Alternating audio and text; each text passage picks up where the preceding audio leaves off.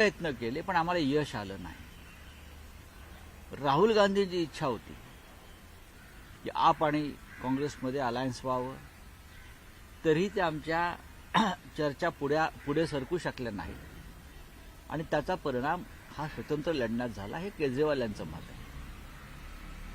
महाराष्ट्रामध्ये सुद्धा आम्ही आता तो काळ निघून गेलेला आहे, निकाल लागलेले आहेत. महाराष्ट्रामध्ये सुद्धा आम्ही या गोष्टी सहन केलेल्या आहेत. एकनाथ शिंदे यांनी जर तोंड उघडलं तर ठाकरेंना देश सोडून जावं लागेल असं रामदास कदम म्हणाले. काय बापरे, दुसऱ्यांना तोंड नाहीत का? इतरांना काय तोंड नाही आहेत का? तोंड सगळ्यांना आहेत. कसं असतं की जो बाडगा असतो तो जोरात बाग देतो. उद्धव ठाकरे साहेब तुमचे नेते होते. आपण त्यांच्याबरोबर तासनतास बसून चर्चा केलेल्या आहेत. आमदारक्या मंत्रिपदे मिळवलेली आहेत. विधानसभेत पराभूत झाल्यावर याच उद्धव साहेबांनी रामदास कदम यांना 2 वेळा विधान परिषदेवर पाठवलं होतं. ही कृतज्ञता जर माणसात नसेल, राजकारणात नसेल, तर माणुसकी शून्य आहे. कोकणात डॅमेज करायला सुरुवात केली आहे कट्टर शिवसैनिकांना. भास्कर जाधव त्यांच्या बंधूंना देखील आता शिंदे गटात घेत आहेत. कोण भास्कर जाधवांचं काय झालं? भास्कर जाधवांनंतर म्हणजे काय? बघा, भास्कर जाधव यांच्याशी माझी चर्चा झाली. तुम्ही ज्या बातम्या पसरवताय किंवा देताय त्या पूर्णपणे चुकीच्या असतात. कोकणामध्ये भास्कर जाधव हे पक्षाचे नेते आहेत आणि प्रमुख नेते आहेत. त्यांच्या कुटुंबात लग्न आहे. बाळ माने हे त्यांचे नातेवाईक आहेत. त्यांची माझी सविस्तर चर्चा झाली. त्यांना निरोप थोडा उशिरा गेला कारण अचानक मिटिंग ठरल्यामुळे, आणि माझी चर्चा झाली. मी त्यांना सुचवलं की ठीक आहे, आपण ऑनलाईनमधून तुम्ही म्हणजे याच्यातून आपण चर्चा करा. पण काय झालंय, मातोश्री परिसरामध्ये जामर वगैरे असल्यामुळे तिथे वायफायचा थोडा प्रॉब्लेम आहे आणि ऑनलाईन होऊ शकलं नाही. त्यांच्याशी चर्चा मी आहोत. ऑपरेशन टायगर सुरू केलेलं आहे. कुठेतरी हे रोखण्यासाठी ऍक्शन मोडमध्ये आता उद्धव ठाकरे देखील सत्ता उतरणार आहेत का? उद्धव ठाकरे साहेब काय ऍक्शन मूडमध्ये नव्हते का? कसलं ऑपरेशन टायगर? आज सत्ता आहे म्हणून ऑपरेशन हो. उद्या सत्ता नसेल तेव्हा यांचं अख्खं दुकान खाली होईल, रिकामं होईल. मी मागे म्हणालो 1-2 तास आमच्या हातामध्ये ईडी आणि सीबीआय द्या. अमित शहा सुद्धा आमच्या पक्षामध्ये प्रवेश करतो. 2 तास ईडी आमच्या हातात द्या. अमित शहा मातोश्रीवरती येऊन शिवसेनेमध्ये प्रवेश केल्याशिवाय राहणार नाहीत. हे आम्हाला काय तुम्ही सांगता हो? महाराष्ट्रामध्ये द्या ना. बावनकुळ्यांपासून सगळे तुम्हाला दिसतील कलानगरच्या दारामध्ये. ही सत्तेची मस्ती आम्हाला दाखवू नका. सत्ता आम्ही सुद्धा भोगलेली आहे. आम्ही सुद्धा सत्तेवर होतो. पण इतक्या विकृत पद्धतीनं, सूडबुद्धीनं आम्ही कधी सत्ता राबवली नाही.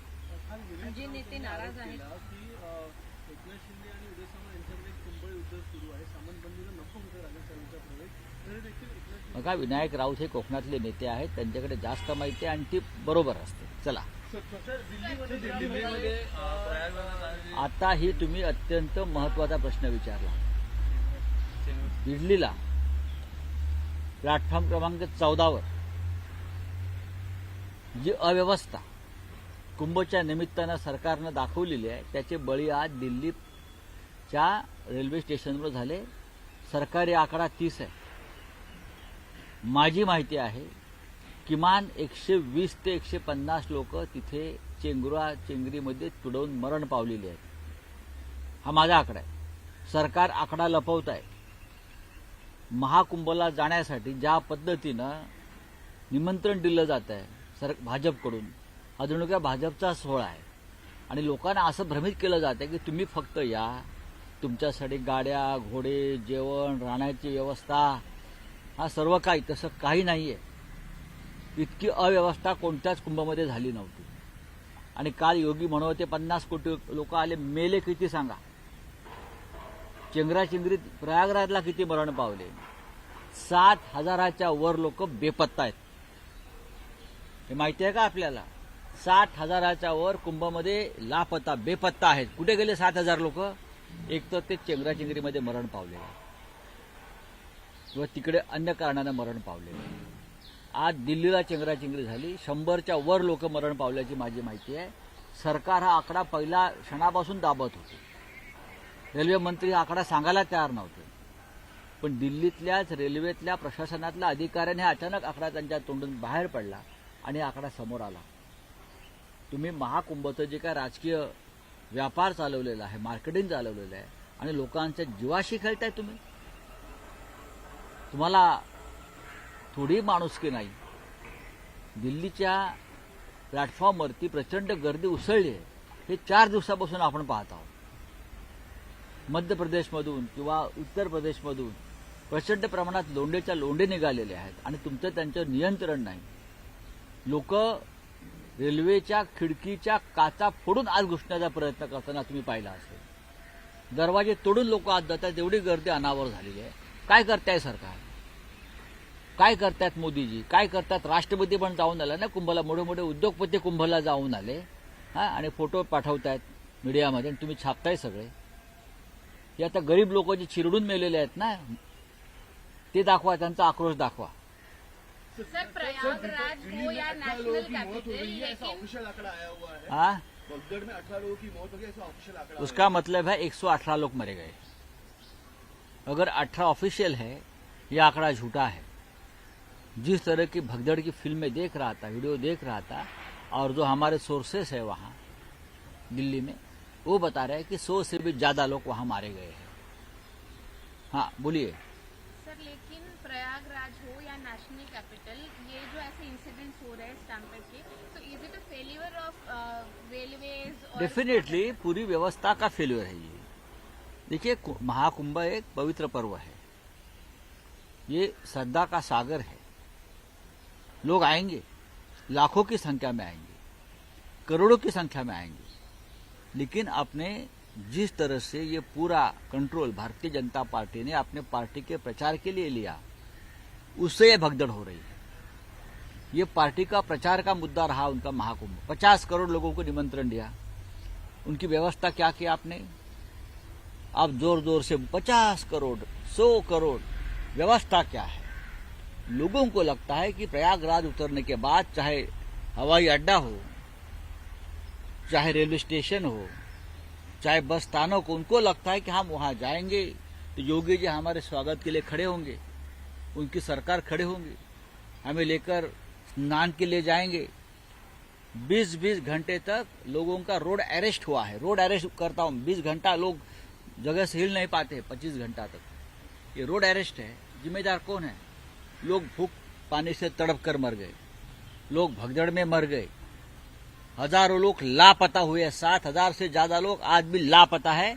उसका कोई तपास नहीं कर पा रहा है. तो कहां गए ये लोग? एक तो भगदड़ में मारे गए, एक तो वहां और कोई कारण से मर गए. उनको कौन ढूंढेगा अब? हाँ, भगदड़ में वहां जो हुई उसमें बोलते 30 लोग मारे गए, 2000 से ज्यादा लोग मारे गए. आंकड़ा छुपा रहे हैं.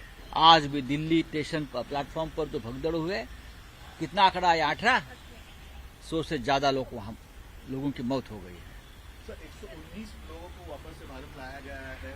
भगवत मान कहते हैं कि जो गुजरात के लोग, गुजरात में क्यों लैंडिंग की जा रही है, पंजाब में क्यों किया जा रहा है, इस तरह की बात. ये पंजाब को बदनाम करने की कोशिश है, क्योंकि वहां आपकी सरकार है. क्या सिर्फ पंजाब के ही लोग इलीगल रहते हैं क्या? पूरे अमेरिका में सिर्फ पंजाब के ही लोग हैं जो पूरे फ्लाइट वहां अमृतसर में उतरते और वो बेड़िया डालकर उनको जनता को दिखाते हो? इसलिए दिखाते हैं कि पंजाब की सरकार जो बीजेपी की सरकार नहीं है, जो आपकी सरकार है, आम आदमी पार्टी की सरकार है, उनके मुख्यमंत्री भगवत सिंह मान जी और उनकी सरकार को ये बदनाम करने का. दिल्ली में आने दो ना, मुंबई में आने दो फ्लाइट, चंडीगढ़ में उतरो, चंडीगढ़ में आइए, दिल्ली में आइए, वाराणसी में आइए, गुजरात में अहमदाबाद में एयरपोर्ट है, गुजरात के लोग भी है ना उसमें ज्यादा. तो फिर उनको अमृतसर का टूर क्यों कर रहे हो? भारत दर्शन आइए, गुजरात में उतर कर दिखाइए, हाथ पांव में बेड़िया बांधकर कितने लोग आपके उतरते हैं, जनता को दिखाइए. लेकिन गुजरात में अगर लोग उतरेंगे तो मोदी और शाह जी की इज्जत चली जाएगी, उनकी प्रतिष्ठा पर आंच आ जाएगी। सर अभी आपने कहा कि आम आदमी पार्टी कांग्रेस की वजह से आम आदमी पार्टी की हार हुई है, क्या इंडिया अलायंस आगे एकजुट हो पाएगा? मैंने नहीं कहा ये मैंने नहीं कहा है। हम केजरीवाल जी से मिलने गए थे आदित्य ठाकरे जी के साथ, जो हमारी बातचीत उनसे हो गई, तो ये उनका दुख छिलक रहा था कि कांग्रेस मुझे हराना चाहती थी, मोदी जी को नहीं हराना चाहती दिल्ली और हरियाणा में। केजरीवाल का कहना है, केजरीवाल जी का कहना है, हरियाणा और दिल्ली में हम कांग्रेस से अलायंस करना चाहते थे। हमने बातचीत शुरू की थी। हरियाणा की जो चर्चा थी उस वक्त केजरीवाल जी जेल में थे, लेकिन बात आगे नहीं बढ़ने नहीं दी। तो आपस की सर, लड़ाई क्या में अभी इंडिया अलायंस फिर एकजुट से हो पाएगा? केजरीवाल जी इंडिया काँग्रेसला अलायंस साथ अब देणार ज्यादा आहेत? एकजुट होगा, सबने सबक ले लिया है। सर, विनायक राऊत यांच्या गद्दारीमुळे माझा पराभव झाला असं राजन साळवी यांनी काल एका मुलाखतीमध्ये म्हटलेलं आहे. टू द पॉइंट या मुलाखतीमध्ये मग त्यांचं आता त्यांनी पक्ष सोडलेला आहे, त्यांच्या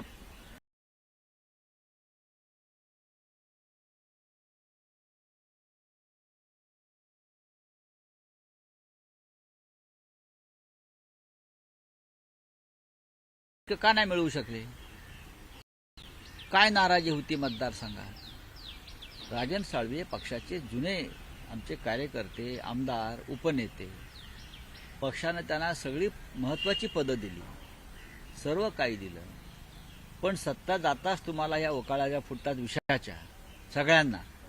सत्ता असती तर कोणी पळून नसते गेले, निवडणूक हारून सुद्धा राहिले असते तर आमच्याकडे सत्ता असती तर. आज दुर्दैवानं सत्ता नाही आणि तुम्ही उंदरासारखे पळून जाताय. महाराष्ट्राची जनता, मराठी जनता हा पळपुटेपणा तुमचा विसरणार नाही, लक्षात घ्या. तर अमित ठाकरेंचं म्हणणं ईव्हीएमला दोष देऊ.